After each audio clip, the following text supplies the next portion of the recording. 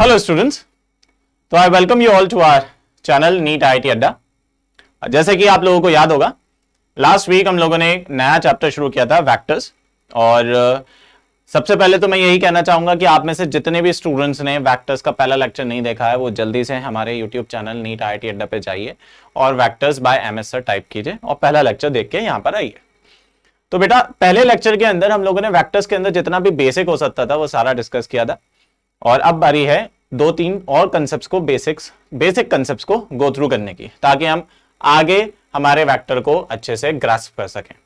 तो चलिए बेटा, आज की क्लास थोड़ी छोटी होने वाली है और इस क्लास के अंदर हमारे पास दो टॉपिक्स हैं डिस्कस करने को। पहला टॉपिक होगा एंगल बिटवीन द वेक्टर्स और दूसरा टॉपिक होगा introduction to addition of vectors. ठीक है, अगर आप लेक्चर फ्लो में देखें तो हमने सिर्फ दो ही टॉपिक्स इस वीडियो के अंदर रखे हैं। पहला टॉपिक है angle between vectors. Angle between vectors important topic है। देखिए, आगे चल के आपको जरूरत पड़ती है दो वेक्टर्स के बीच में एंगल डिटरमाइन करने की। अक्सर बच्चे छोटी छोटी सिंपल मिस्टेक्स कर देते हैं, उसको अवॉइड करने के लिए इसको सेपरेटली मैंने टॉपिक बना के रखा है। दूसरा है बेटा introduction to addition of vectors. हमें यह जानना है कि हम वेक्टर्स का एडिशन क्यों पढ़ते हैं, हमारे वेक्टर्स के टॉपिक के अंदर एडिशन अलग से क्यों पढ़ाया जा रहा है। बचपन से हम एडिशन सीखते आए हैं, लेकिन अब भी क्यों, तो ये हमें डिस्कस करनी होगी आज के क्लास के अंदर बात। चलिए भाई, पहला टॉपिक हो गया angle between vectors. Angle between vectors के अंदर सबसे पहले एक बात समझ लेनी है कि जब भी आप दो वेक्टर्स के बीच में एंगल डिटरमाइन करना चाहेंगे, आपको हमेशा दो वेक्टर्स के बीच में छोटा एंगल ढूंढना है। देखिए यहां पे हमने क्या लिखा, angle between two vectors is the smaller of two angles formed when their heads tails coincide।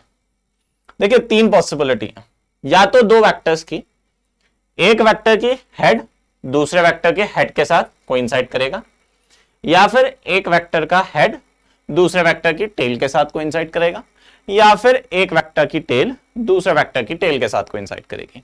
हम तीनों केसेस लेंगे, हर केस के अंदर देखेंगे कि एंगल कैसे डिटरमाइन करते हैं। तो सबसे पहला केस यहां पे मैंने लिख रखा है व्हेन टेल्स आर कोइंसाइडिंग। बच्चों, जब टेल्स कोइंसाइड कर रही हैं, देखो स्मॉलर एंगल लेना है। अब स्मॉलर एंगल कैसे लेना है ये देखना है। तो मैंने एक एग्जांपल लिया। ये मेरा एक वेक्टर आ गया ए वेक्टर, और ये मेरा दूसरा वेक्टर आ गया बी वेक्टर। जैसे कि आप देख सकते हैं दोनों वेक्टर्स में टेल्स कोइंसाइड कर रही हैं। देखिए लास्ट वाले लेक्चर के अंदर ये बात हो गई थी बेटा। लास्ट वाले लेक्चर में हमने ये बात जानी थी कि हमारे सामने ये हेड होता है, इसको हमने हेड पढ़ा था, और ये टेल पढ़ी थी। अब आप देख सकते हैं दोनों वेक्टर्स की टेल्स कोइंसाइड कर रही हैं। ठीक है, ये वाली टेल और ये वाली टेल दोनों वेक्टर की कोइंसाइड कर रही है। और लेट्स टेक एन एग्जांपल कि ये दोनों वेक्टर्स की टेल कोइंसाइड करके आपस में एंगल बना रही है से 60 डिग्री, जस्ट से 60 डिग्री। तो बेटा आपको दो एंगल्स दिखेंगे, एक तो 60 डिग्री यहां दिख रहा है, दूसरा आपको यह भी दिखेगा ये वाला angle 300 degrees. 300 plus 60 360 complete angle.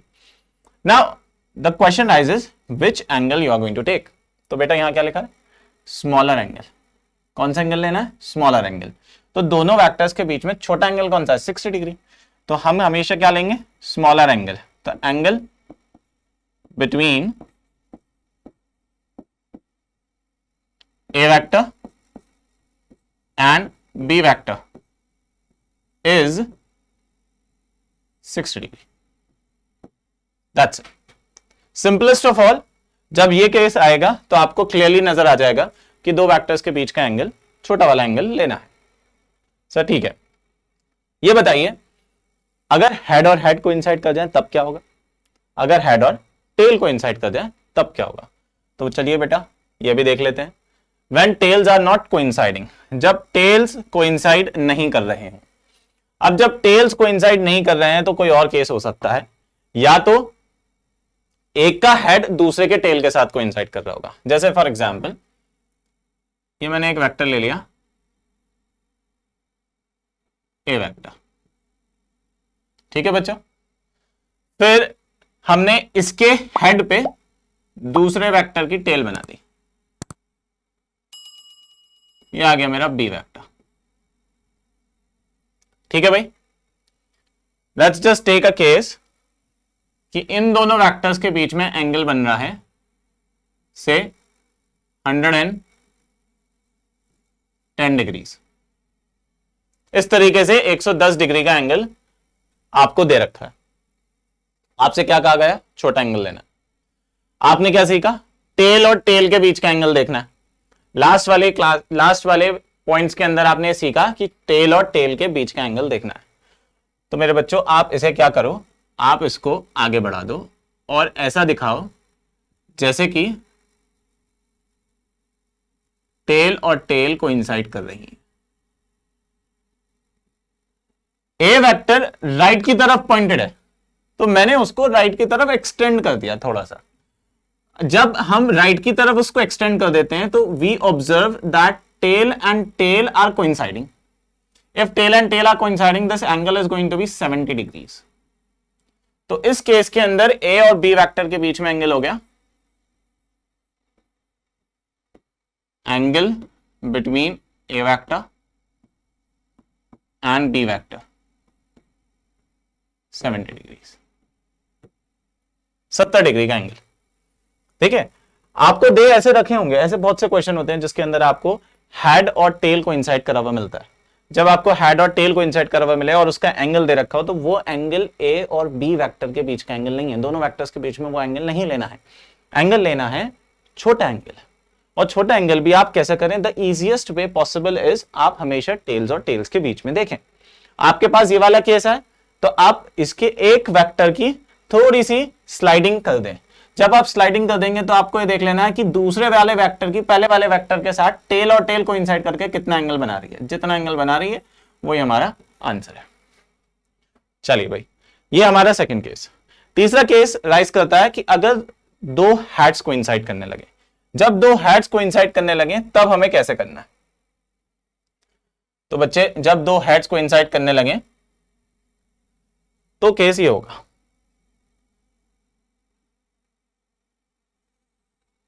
ये ए वेक्टर और ये हमारा, इसको रब कर दें थोड़ा,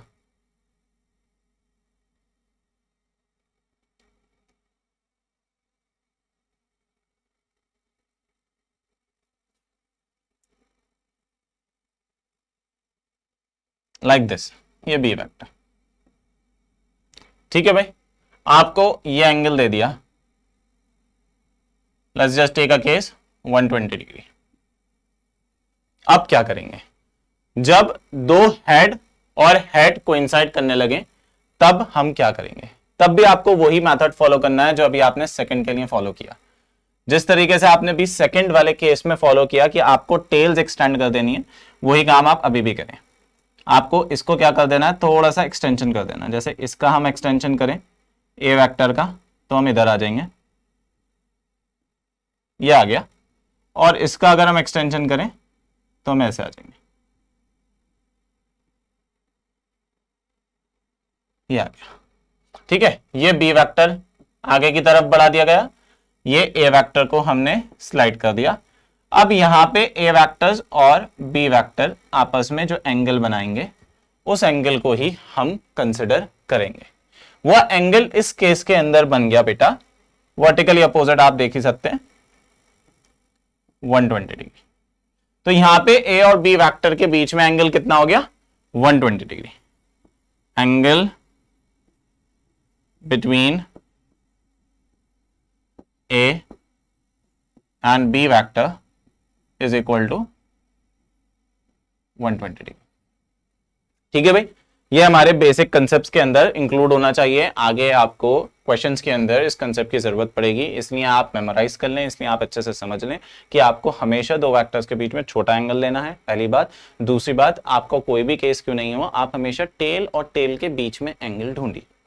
आइए इसको अच्छे से प्रैक्टिस कर लेते हैं, कुछ क्वेश्चंस जो हमने आपके लिए रखे। पहला क्वेश्चन आपके सामने है, आपको एंगल निकालना है वेक्टर ए और वेक्टर बी के बीच में। आप केस देख सकते हो, एक फिगर आपको क्वेश्चन ने दे रखी है, इस फिगर की हेल्प से हम इसको करेंगे। देखिए यहां पे कौन सा केस है, एक का हेड दूसरे के टेल के साथ कोइंसाइड कर रहा है, एक का हेड दूसरे के टेल के साथ कोइंसाइड कर रहा है। वेक्टर बी का हेड वेक्टर ए के टेल के साथ कोइंसाइड कर रहा है।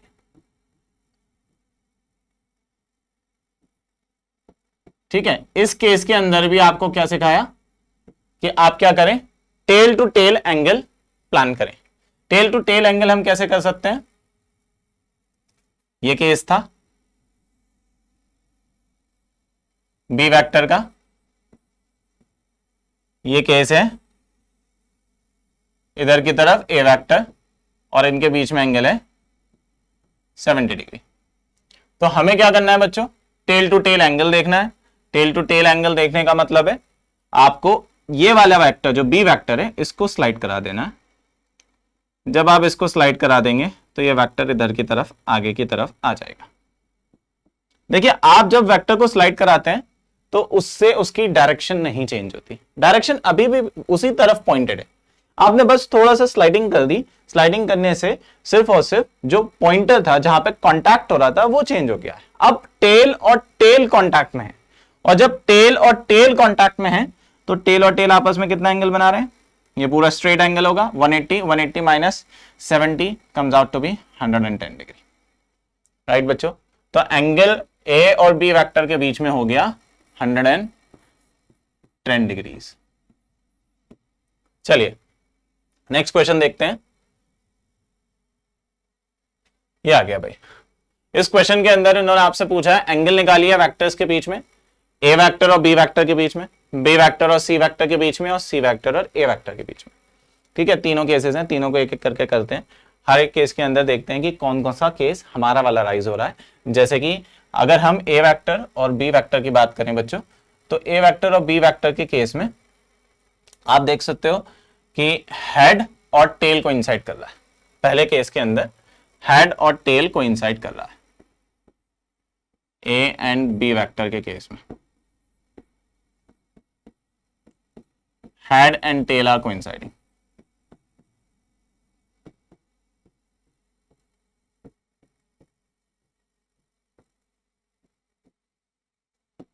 ठीक है, हम इसको सेपरेटली बना लेते हैं। हमने ये देखा कि ये हमारा एक वेक्टर है, यहां पे ए वेक्टर, दूसरा वेक्टर है बी वेक्टर। क्लियरली आपको ये 90 डिग्री के एंगल पे मार्क्ड है।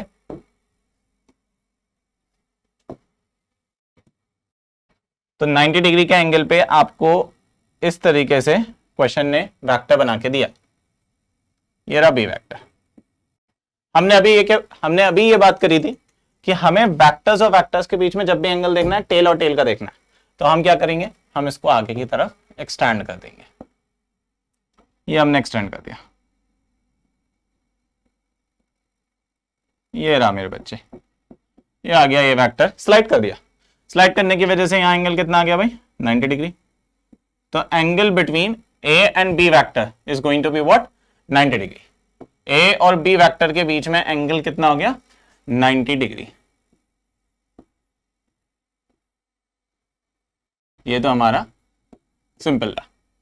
ठीक है, आइए भाई अगली बात होती है हमारी बी और सी वेक्टर के बारे में।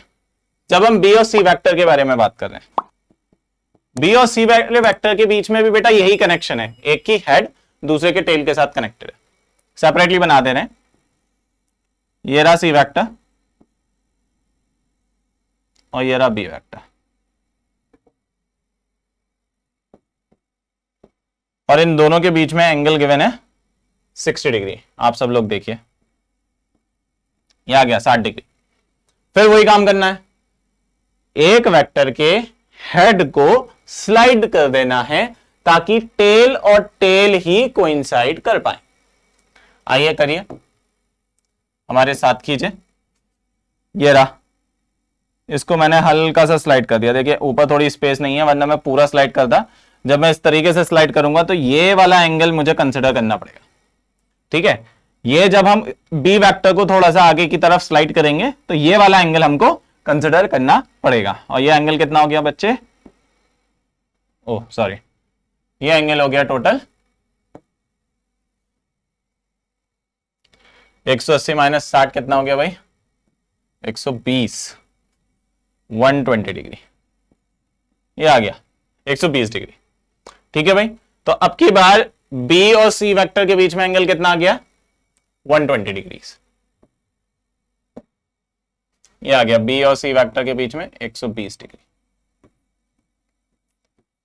ठीक है भाई, आओ लास्ट वाला है सी वेक्टर और ए वेक्टर। सी वेक्टर और ए वेक्टर हमारे सामने है, सी वेक्टर और A vector, angle between C vector और ए वेक्टर।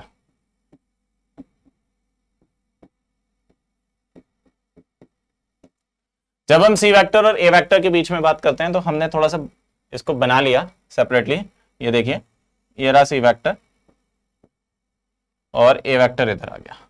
ये भी बिल्कुल सेम केस है, आप देख सकते हो एंगल यहां पे दे रखा है 30 डिग्री का।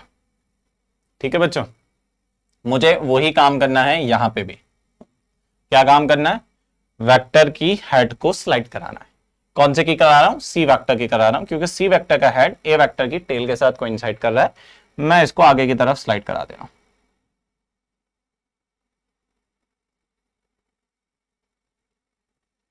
यह आ गया सी वेक्टर। ठीक है, स्लाइडिंग करके अब आप देखो कितना एंगल हो गया, ये 180 माइनस 30 150 डिग्री एंगल। तो एकदम फिगर देखते ही बच्चे क्या बोलते हैं, सर सी वेक्टर और ए वेक्टर के बीच में एंगल 30 डिग्री। नहीं बेटा, 30 डिग्री सी वेक्टर और ए वेक्टर के बीच का एंगल नहीं है। एंगल सी वेक्टर और ए वेक्टर के बीच में कितना है 150 डिग्रीज। न्यूमेरिकल में गलती हो जाएगी। ठीक है, तो क्लास इंपॉर्टेंट है, क्लास इंपॉर्टेंट है, क्लास को देखना जरूरी है। क्लास देखोगे तभी बेसिक क्लियर होंगे, बेसिक क्लियर होंगे तभी आगे की चीजें समझ में आएंगी, तभी डॉक्टर और इंजीनियर बन पाओगे। ठीक है भाई, आओ, ये तो बेसिक कंसेप्ट था क्लास का जो हमें सीखना था, जिसके अंदर हमने ये जान लिया कि दो वेक्टर्स के अंदर या दो वेक्टर्स के बीच में जब भी एंगल निकालना है स्मॉलर एंगल देखना है, और टेल्स और टेल्स के रिस्पेक्ट में करना आसान है। इसीलिए टेल और टेल के बीच का एंगल देखो हमेशा, कंडीशन कोई भी हो, हेड और टेल हो तब भी उसे टेल और टेल का बना लो, हेड और हेड हो तब भी उसे टेल और टेल का बना लो। ठीक है भाई, आओ भाई आगे बढ़ते हैं। आगे का जो टॉपिक है हमारा वो हमारे नेक्स्ट लेक्चर की बेसिक है, introduction to addition of vector. Question raise होता है, सर देखिए सबसे पहले तो बचपन में हमें सिखाया गया एडिशन, हमने सीखा, अच्छे से सीखा, इस उम्मीद पे कि आगे जाके पढ़ना ही नहीं पड़ेगा, एडिशन आता होगा। अब हम 11th में हैं और अब आप हमें सिखा रहे हो एडिशन दोबारा से, ऐसा क्यों? वेक्टर्स को एडिशन सिखाने की क्यों जरूरत पड़ रही है? हम तो बचपन से एडिशन सीख कर आए, फिर हमें यह चीज क्यों सिखाई जा रही है? तो मेरे बच्चों, आप लोग एडिशन स्केलर क्वांटिटीज का सीख कर आए, आप लोग वेक्टर का एडिशन सीख के ही नहीं आए। स्केलर क्वांटिटी ऐड करना बहुत आसान काम है, ठीक है? स्केलर क्वांटिटी का एडिशन में कुछ है ही नहीं। स्केलर क्वांटिटी का एडिशन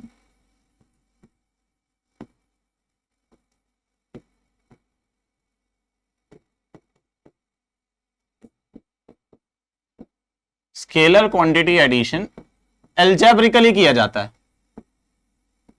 जो आप लोगों ने सीखा। ठीक है भाई, जैसे 5 kg शुगर लाए, आप लिया है, 4 kg शुगर आपके फादर लिया है, तो घर के अंदर कितनी शुगर है? 5 + 4 9 kg शुगर। आसान काम है, कोई टेंशन ही नहीं है।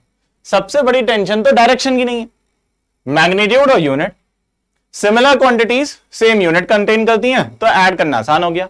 मैग्नीट्यूड कम या ज्यादा हो सकता है, अलजेब्रिकली ऐड करना हम वैसे ही जानते हैं, 2 + 3 5 होता है, 5 + 4 9 होता है, तुम लोगों ने पढ़ा है, तो कोई प्रॉब्लम नहीं है। तो 5 kg शुगर को 4 kg शुगर में ऐड करना आसान है, डायरेक्शन नहीं है। यहां ये नहीं मसला कि कौन किस डायरेक्शन से शुगर लेकर आया था, ठीक है? ये मैटर ही नहीं करता। अगर आप एक शॉप से शुगर लेकर आए हैं और फादर दूसरे शॉप से शुगर लेकर आए हैं, तो वो हमारे एडिशन के दौरान मैटर नहीं करेगा, तो ऐड करना आसान है। लेकिन बेटा वेक्टर क्वांटिटी का एडिशन, वेक्टर क्वांटिटी का एडिशन में थोड़े चेंजेस हैं। वेक्टर क्वांटिटी का एडिशन वो नहीं है जो आप लोग सीख कर आए हो बचपन में। ठीक है, जो एडिशन आप लोगों ने लास्ट टाइम यानी कि अपने चाइल्डहुड डेज में किया वो एडिशन ये नहीं है। यहां पे क्या मसला है, यहां पे डायरेक्शन इन्वॉल्व है। वेक्टर क्वांटिटी के पास क्या है, डायरेक्शन है, और ये डायरेक्शन आपके एडिशन के कंसेप्ट को कंप्लीटली बदल देता है। यहां एडिशन अलग तरीके से करना पड़ता है। जैसे एक एग्जांपल लेते हैं, मान लीजिए फॉर एग्जांपल आपने डिस्प्लेसमेंट किया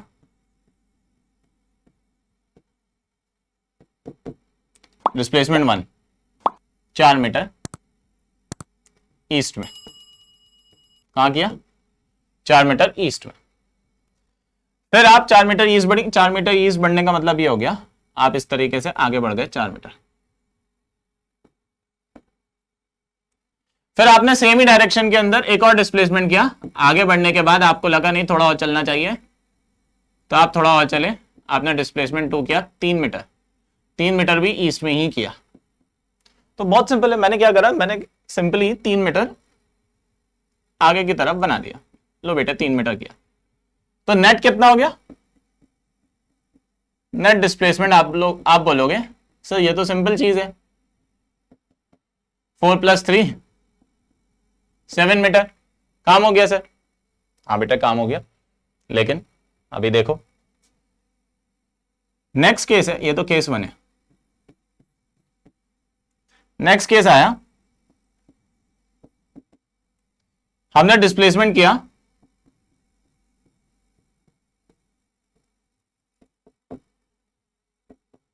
4 मीटर ईस्ट,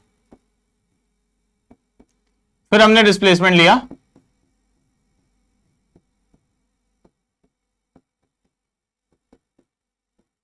3 मीटर वेस्ट। अब बेटा लौटा है, वापस आ गए, 4 मीटर आगे बढ़े, ध्यान आया कुछ भूल गए, वापस चल दिए, 3 मीटर पीछे चल दिए। अब क्या होगा, 4 मीटर आगे बढ़े थे, 3 मीटर पीछे आ चुके हो। डिस्प्लेसमेंट इनिशियल और फाइनल पोजीशन के बीच की दूरी होती है, तो यहां नेट डिस्प्लेसमेंट हो गया डायरेक्शन के हिसाब से एडजस्टमेंट करने के बाद 1 मीटर। इतना ही नहीं, अभी खेल शुरू हुआ है, अभी साथ रहो। एक थर्ड केस लूंगा मैं, थर्ड केस सारे कंसेप्ट को क्लियर कर देगा। केस थर्ड है, displacement 1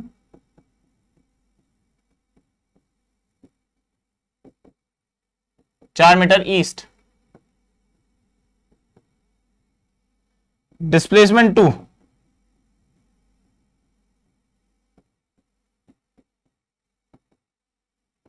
3 meter north.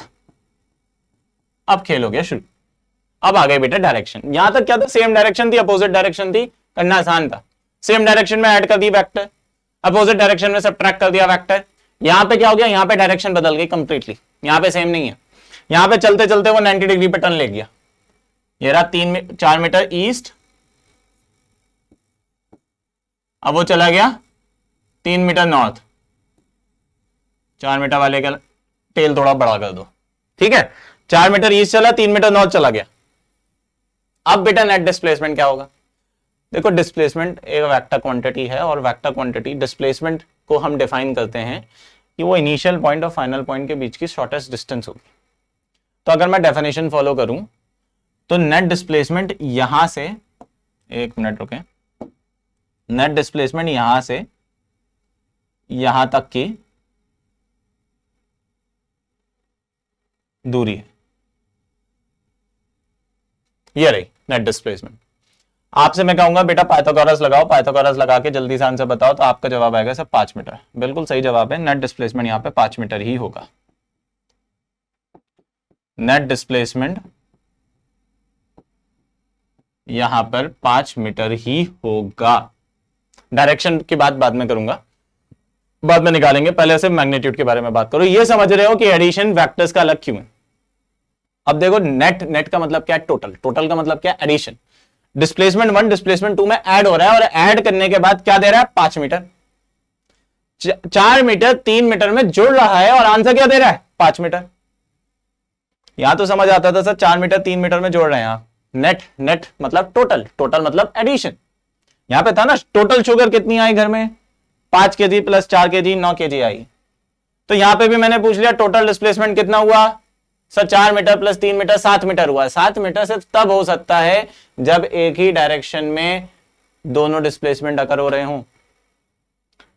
Sir second case में नेट डिस्प्लेसमेंट कितना हुआ, 1 मीटर। यहां तो काया पलट गई, यहां पे तो डायरेक्शन इन्वॉल्व हो गया। नेट का मतलब टोटल है और टोटल का मतलब एडिशन है, और ऐड करने पे 4 और 3 को आंसर आ रहा है 1। ये कैसे हुआ, ये बेटा इसलिए हुआ क्योंकि ये वेक्टर है, यहां डायरेक्शन अपना काम कर रहा है। तीसरा केस डिस्प्लेसमेंट 4 मीटर का एक है, दूसरा 3 मीटर का नॉर्थ में है। नेट पूछा, टोटल डिस्प्लेसमेंट निकल कर आया 5 मीटर, ना 7 ना 1, 5 मीटर। और मैं आपको एक बहुत मजे की बात बताऊं, 7 मीटर से 1 मीटर के बीच में कोई भी वैल्यू नेट डिस्प्लेसमेंट की आ सकती है। 7 मीटर और 1 मीटर के बीच में कोई भी वैल्यू, 1 मीटर के बाद 1.1, 1.2, 1.3, 1.4, 1.5, 1.6, 2, 3, 4, 5, 6, 6.5, 6.8, कोई भी वैल्यू सोच लें आप, नेट डिस्प्लेसमेंट के लिए हर वैल्यू पॉसिबल है। 1 से लेकर 7 के बीच की। 5 मीटर तो बेटा मैंने ही निकाल के दिखा दी। इसके अलावा जो वैल्यूज हैं वो निर्भर करेंगी कि 4 मीटर के बाद 3 मीटर जो है वो किस डायरेक्शन में कवर किया गया, वो किस डायरेक्शन में कवर किया गया है। 90 डिग्री पे के अलावा भी बहुत सारे एंगल्स हो सकते हैं। 30 डिग्री पे 3 मीटर हो जाए, 60 डिग्री पे 3 मीटर हो जाए। अलग अलग एंगल्स के लिए अलग अलग रिजल्टेंट आता है। अलग अलग एंगल्स का मतलब है अलग अलग डायरेक्शन के लिए अलग अलग रिजल्टेंट। तो यहां पे खेल कंप्लीटली चेंज हो चुका है। यहां पे आप वो अलजेब्रा नहीं लगा सकते जो आपने बचपन में सीखा। यहां पे अलजेब्रा लगेगा आपका नया। आपको सीखना पड़ेगा कि वेक्टर एडिशन कैसे होता है, आपको सीखना पड़ेगा कि सर ग्राफिकली वेक्टर्स को कैसे ऐड कर सकते हैं। सर फॉर्मूला बता दो, फॉर्मूला बता के आंसर निकाल लें, ऐसा क्या कर सकते हैं। तो इसीलिए हमारे लिए इस वेक्टर के टॉपिक के अंदर एक बेसिक टॉपिक आ जाता है, learning addition of vectors. Next class के अंदर हम इसी टॉपिक से शुरुआत करेंगे। हम एडिशन ऑफ वेक्टर्स को सीखेंगे क्योंकि हमारे लिए एडिशन ऑफ वेक्टर्स एक कंप्लीटली न्यू टॉपिक है। हम वही ट्रेंड या हम वही मेथड फॉलो नहीं कर सकते जो हमने बचपन में सीखा है। अलजेब्रिकली एडिशन कर सकते हो, लेकिन अलजेब्रिकली एडिशन किस क्वांटिटी का कर सकते हो, स्केलर क्वांटिटी का कर सकते हो। टोटल शुगर कितनी आई, 5 + 4 9 kg आ गई, खत्म बात। लेकिन वेक्टर को अलजेब्रिकली नहीं जोड़ सकते। वेक्टर को जोड़ने के लिए लॉस फॉलो करने पड़ेंगे, वेक्टर अलजेब्रा के लॉस फॉलो करने पड़ेंगे। नेक्स्ट क्लास के अंदर, नेक्स्ट लेक्चर के अंदर हम लोग यही डिस्कशन करेंगे, हम आपके साथ यही बातचीत करेंगे कि वेक्टर्स को ऐड कैसे करते हैं, वेक्टर के एडिशन के लिए कौन कौन से लॉज होते हैं। तो बच्चों तब तक आप लोगों को एक काम करना है, पहला लेक्चर गो थ्रू करके रखिए, अच्छे से पढ़िए। जो डाउट्स आए वो आप अपने कमेंट सेक्शन में हमें भेजिए, will be there to answer you to the soonest possibility. ठीक है, सेकंड लेक्चर, ये वाला लेक्चर गो थ्रू करो, बेसिक को अपना टाइट करो, ताकि आने वाली जो सीरीज ऑफ लेक्चर है वो एकदम खटाखट क्लियर होना शुरू हो जाए। ठीक है मेरे बच्चों, enjoy learning. We will be coming back in the next video and we will be learning the addition of vectors in the next lecture. Thank you everyone.